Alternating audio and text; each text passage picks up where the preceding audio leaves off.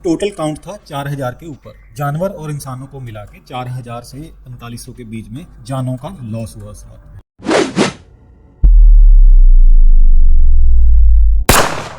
हमारी कहानी शुरू होती है 21 अगस्त 1986 से। वेस्ट अफ्रीका कैमरून के एक छोटे से गांव नायोस में एफ्रिन चे नाम का आदमी अपने परिवार के साथ अपने मिट्टी के बने घर में सो रहा था। अचानक से उसे बाहर एक बहुत जोर से धमाका सुनाई देता है। बाकी लोगों की तरह वो भी वही सोचता है कि शायद ये बादल गरजने की आवाज़ है और कल सुबह बारिश होगी। यही सोचते हुए वो खिड़की से बाहर की तरफ देखते हुए सो जाता है। लेकिन अगले दिन सुबह जब वो उठता है तो बहुत ज़्यादा कंफ्यूज्ड उठता है। उसका विज़न ब्लरी हो चुका था, उसका दिमाग अपने कंट्रोल में नहीं था, उसे समझ नहीं आ रहा था कि वो क्या सोचना चाह रहा था और उसे कल रात का कोई भी इंसिडेंट याद नहीं था। लेकिन फिर से वो अपनी मेमोरी को इकट्ठी करते हुए सोचने की कोशिश करता है और वो सोचता है कि सबसे पहले मैं जाके अपने बच्चों को देखता हूँ। वो अपने बेड से उठ के अपने बच्चों की तरफ जाने की कोशिश करता है, लेकिन उसकी बॉडी उसके दिमाग का कहना ही नहीं मान रही थी। वो चलने की कोशिश कर रहा था लेकिन गिर रहा था। फिर भी वो आसपास की चीज़ों को पकड़ते हुए उठ के अपने बच्चों की तरफ जाने की कोशिश करता है, देखने के लिए कि वहाँ सब कुछ ठीक है। जैसे ही वो अपने बच्चों की तरफ बढ़ता है उसे सामने अपने घर का मेन डोर दिखाई देता है और कंफ्यूजन में वो ये भूल ही जाता है कि वो करने क्या जा रहा था और वो मेन डोर से बाहर आ जाता है। घर के बाहर खड़ा होकर वो आसपास के एरिया को सिर्फ घूर रहा था। अपनी कंफ्यूजन को दूर करने के लिए वो घर से बाहर आया था, लेकिन इसने उसकी कंफ्यूजन और ज़्यादा बढ़ा दी। कोई भी इंसान उसे बाहर घूमता हुआ दिखाई नहीं दिया। जंगली जानवरों से, मच्छरों की आवाज़ से, जिनसे वो अक्सर परेशान रहते थे मच्छरों से, उनकी आवाज़ तक भी नहीं थी। वहाँ पे कोई मच्छर तक भी नहीं था और इससे उसकी कंफ्यूजन और ज़्यादा बढ़ जाती है। वो सोचता है कि ठीक है, मैं नीचे जाऊँगा। लोअर नायोस, अपर हिल पार्ट जहाँ पे एफ्रोस रहता था, लोअर हिल नीचे आते आते एक लेक था सेंटर में और लेक से नीचे लोअर नायोस था। तो वो सोचता है कि मैं इस रास्ते से जाते हुए लोअर नायोस में जाके चेक करूंगा कि आखिर कल रात को हुआ क्या है। वो अपने घर से पैदल चलने लगता है। वो उस जंगली रास्ते से चलते हुए नीचे की तरफ जाने की कोशिश करता है और जैसे ही वो लेक के पास पहुंचता है, सेंटर में लेक नायोस था, जैसे ही वो लेक नायोस के पास पहुंचता है वहां पे उसे एक औरत के चिल्लाने की आवाज सुनाई देती है। लेक की तरफ देखते ही उसे दिखता है कि एक औरत जिसके आसपास उसका सारा परिवार लेटा हुआ था, ये सब कुछ देखता है और उस औरत के पास जाके उसको हेल्प करने की कोशिश करता है। जैसे उससे 5-7-10 मीटर की दूरी पे था तो वो देखता है कि वो उस बूढ़े आदमी को, शायद जो उसका पिता था, उसे पकड़ के हिलाने की, उठाने की कोशिश कर रही है, लेकिन वो अनकॉन्शियस था, वो नहीं हिल रहा। आसपास उसके बहुत सारे लोग जो शायद उसके परिवार के सदस्य थे, वो भी वैसे ही लेटे हुए थे, मानो सो रहे हो। जैसे ही वो उन लोगों के करीब जाके उन्हें देखने की कोशिश करता है तो वो देखता है कि उन लोगों के नाक से खून बह रहा था। तो वो लोग सो तो नहीं रहे थे, वो सभी लोग मर चुके थे और लोगों के साथ साथ वहाँ पे बहुत सारे जानवरों की लाशें भी वैसे ही पड़ी थी, जो जानवर वो परिवार पाला करता था।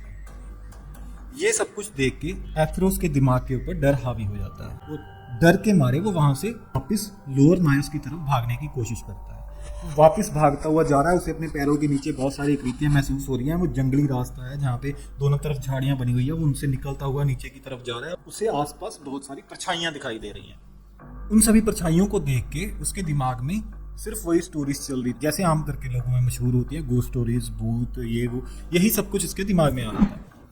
लेकिन एक्चुअल रीजन क्या था इस सब का, अभी तक उसे ये पता नहीं। वो नीचे पहुंचता, डोर्स के ऊपर नॉक करता है, लेकिन कोई भी डोर नहीं खोल रहा, कोई इंसान नहीं दिख रहा, कोई जानवर नहीं दिख रहा। अंत में वो नीचे जाते जाते एक डोर के ऊपर नॉक करता है और वो डोर खुल जाता है। वो घर था जोसेफ निकवेन का। जोसेफ की हालत भी कुछ वैसी ही थी, बिना पलक झपके उसकी तरफ देख रहा था। एफ्रिन और जोसेफ एक दूसरे के सामने खड़े होकर बस एक दूसरे को देख रहे थे, कोई कुछ नहीं बोल रहा। अचानक से एफ्रिन ने अपना हाथ निकाला और जोसेफ से हाथ मिलाया और हाथ मिलाने के बाद वो वहां से भाग गया। जोसेफ की हालत भी कुछ ऐसी ही थी। वो भी उठता है और गिर जाता है। वो उठ के अपनी बेटी की तरफ जाके अपनी बेटी को देखता है। वो बेड के ऊपर सो रही थी, उसके नाक से खून बह रहा था। वो उसे हिलाने की कोशिश करता है, वो भी नहीं उठती। तो वो भी वैसे ही डरा हुआ था।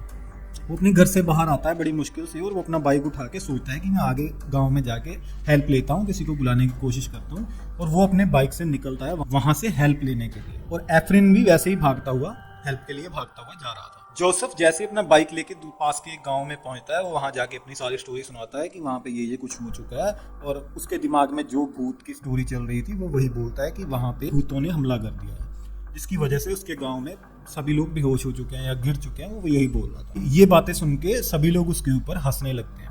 कोई भी उसकी बातों के ऊपर पहले यकीन नहीं करता।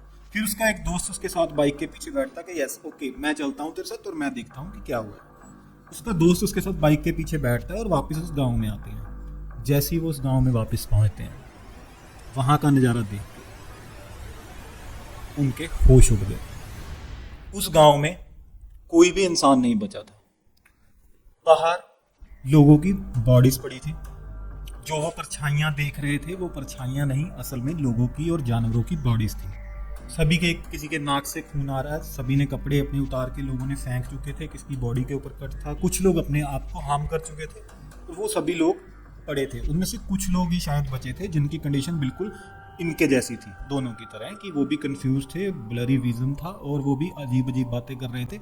ये सब कुछ देखने के बाद वो लोग वापस जाते हैं और अथॉरिटीज को कांटेक्ट करते हैं। उस टाइम पे कैमरून के जो राष्ट्रपति थे, वो पाउल बिया, जो अभी वहाँ के राष्ट्रपति हैं, वो साथ के साथ इमीडिएटली इफेक्ट से कहते हैं कि वहाँ पे हेल्प पहुंचाई जाए और देखा जाए कि वहाँ पे क्या हो रहा है। लेकिन वो बहुत रिमोट एरिया था, वहाँ पे आर्मी और हर तरह की हेल्प पहुंचते 2 दिन का समय लग जाता है। वहाँ पे आर्मी पहुंचती है, बहुत बड़ा ग्रेवयार्ड बनाया जाता है। उस रात उस गाँव में करीब 1700 लोगों की मौत हो गई एक ही रात में, और टोटल काउंट था 4000 के ऊपर। जानवर और इंसानों को मिला के 4000 से 4500 के बीच में जानों का लॉस हुआ इस रात में। अब आप लोगों के दिमाग में भी यही हुआ, स्टोरी तो चल रही है लेकिन हुआ क्या? यही बात वहां पे लोकल्स के दिमाग में थी। यही बात शायद जोसेफ के दिमाग में घूम रही थी कि ऐसा हुआ क्या। यही बात एफ्रेम के दिमाग में घूम रही थी। एफ्रेम भी यही सोच रहा था कि हुआ क्या ये भूतों का हमला था? ये धमाका हम सभी के लिए मौत की सजा बन जाता है। 26 तारीख आते आते ये इंटरनेशनल न्यूज बन जाती है, और इंटरनेशनल न्यूज बनने के बाद अमेरिका के एक साइंटिस्ट जो ये न्यूज देखते हैं, उनका नाम था जोसेफ डिवाइन। वो न्यूज देखते ही अथॉरिटीज को कांटेक्ट करते हैं कि मुझे वहां पे जाना है। उनकी हायर अथॉरिटीज से पहुंच होने के कारण उन्हें साथ के साथ परमिशन मिल जाती है कि आप वहां पे जाओ और देखो ये सब कुछ क्या हुआ है। वो अपने एक साथी साइंटिस्ट को साथ में लेते हैं और अगले दिन ही वहां पे पहुंच जाते हैं, और वो पहले ही समझ चुके थे कि वहां पे क्या हुआ है। वो उस लेक में जाते हैं और लेक के पानी के सैंपल लेते हैं, लेकिन जैसे ही वो पानी का सैंपल लेते हैं, सैंपल वाली बॉटल को बंद करते हैं, वो साथ के साथ पॉप होके खुल जाती है। तो उनके दिमाग में ये तो आ चुका था कि यहाँ पे हुआ क्या है। 1 साल पहले उन्होंने कुछ थीसिस लिखी थी, कुछ रिसर्च की थी लेक मेनून के बारे में, जो लेक नायोस से थोड़ा सा ही दूरी पे था। जो लेक नायोस था वो एक ज्वालामुखी के मुंह के अंदर बना हुआ लेक था। उन लोगों ने ये सच सामने रखा कि वो ज्वालामुखी के मुंह के अंदर होने के कारण वो लेक में से हल्की हल्की गैसें रिलीज होती रहती हैं। लेकिन उस रात को जो उन लोगों ने ब्लास्ट सुना था, वो एकदम से लेक के नीचे से कार्बन डाइऑक्साइड CO2 का एक गुबार उठता है, वो बादल की तरह बनता है, वो नायोस के ऊपर आके फट जाता है। जैसे ही वो कार्बन डाइऑक्साइड का बादल वहां पे आके फटता है, तो वहां की सारी ऑक्सीजन खत्म हो जाती है और इनहेल करने के लिए ऑक्सीजन नहीं बचती। जब हम कार्बन डाइऑक्साइड वैसे इतनी हार्मफुल नहीं होती है अगर हम थोड़ी बहुत इनहेल करते हैं, लेकिन अगर ऑक्सीजन बची ही नहीं है, अगर हम थोड़ी सी कार्बन डाइऑक्साइड इनहेल कर लेते हैं तो हमें कंफ्यूजन होने लगती है, हम अजीब अजीब ख्याल होने लगते हैं, हमारा विजन ब्लरी होने लग जाता है। अगर हम बहुत ज़्यादा समय तक CO2 इनहेल कर लेते हैं तो वो मौत का कारण बन जाता है। तो उन सभी की मौत का कारण था लेक के नीचे से उठा हुआ एक कार्बन डाइऑक्साइड का बादल, जो उनके गांव के ऊपर आया और फट गया, और वो लोग कभी अपनी नींद से जाग ही नहीं पाए। इसका सोल्यूशन भी ढूंढने की कोशिशें की गई बहुत सारी, कि वहां पे एक पाइप डाल के उसकी गैस को कंटिन्यूसली रिलीज किया जाता रहे, ताकि कभी भी वो एकदम से ना फटे कि फिर से ऐसी कोई घटना हो जाए। लेकिन वहां से आज तक ये खतरा टला नहीं है। कुछ समय बाद जिन लोगों को वहां से किसी और जगह पे प्लेस किया गया था, उन लोगों को वापस अपने गाँव में भेज दिया गया। वो लोग अपने गाँव में वापस आ चुके हैं, वो लोग अपनी जिंदगी वैसे ही जी रहे हैं, और उनके ऊपर मौत का साया आज भी वैसे का वैसा मौजूद है। इसी तरह से कुछ चीज़ें जो हमें उस समय पे लगता है कि शायद कुछ भी नहीं है, और वो बहुत बड़ी बन जाती हैं। होप आप लोगों को ये कहानी पसंद आई होगी। हम ऐसी ही कहानी लेके अगले वीक आपको फिर से मिलेंगे। धन्यवाद।